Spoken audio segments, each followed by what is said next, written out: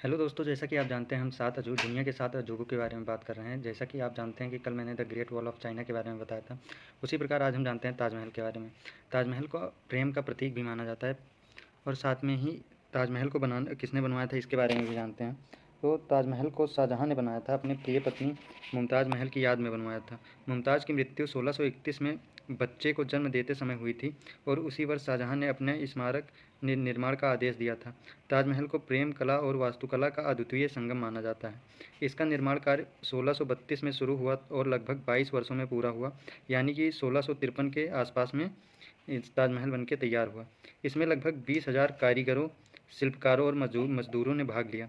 मुख्य वास्तुकार उस्ताद अहमद लाहौरी माने जाते हैं। निर्माण में प्रयुक्त संगमरमर राजस्थान के मकराना से लिया गया था, जबकि अन्य कीमती पत्थर जैसे जेड क्रिस्टल, फिरोजा और लेपिस लाजुली चीन, तिब्बत और अफगानिस्तान से मंगवाए गए थे। ताजमहल का परिसर एक भव्य प्रवेश द्वार, 4 बाग शैली का बगीचा, एक मस्जिद, एक अतिथि भवन और मुख्य मकबरे से मिलकर बना है। मकबरे का मुख्य गुंबद लगभग 73 मीटर ऊंचा है और इसके चारों ओर 4 मीनारें हैं। इसकी दीवारों पर कुरान के आयतें सुंदर सुलेख में उतारी गई हैं और संगमरमर पर कीमती पत्थर जैसे जड़ाई से फूलों और ज्यामितीय आकृति की कलाकृति बनाई गई है। ताजमहल की वास्तुकला फारसी, इस्लामी और भारतीय शैली की सुंदरता मिश्रित देखने को मिलती है।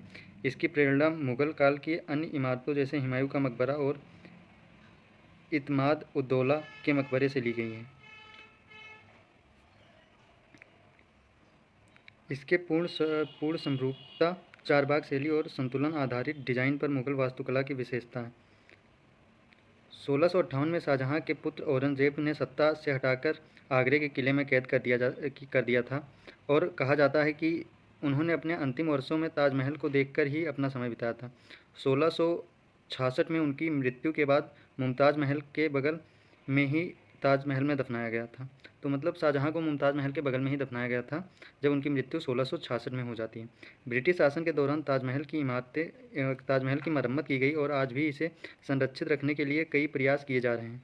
यह स्मारक हर वर्ष लाखों पर्यटक को आकर्षित करता है और भारत की संस्कृति विरासत का गौरव बना हुआ है।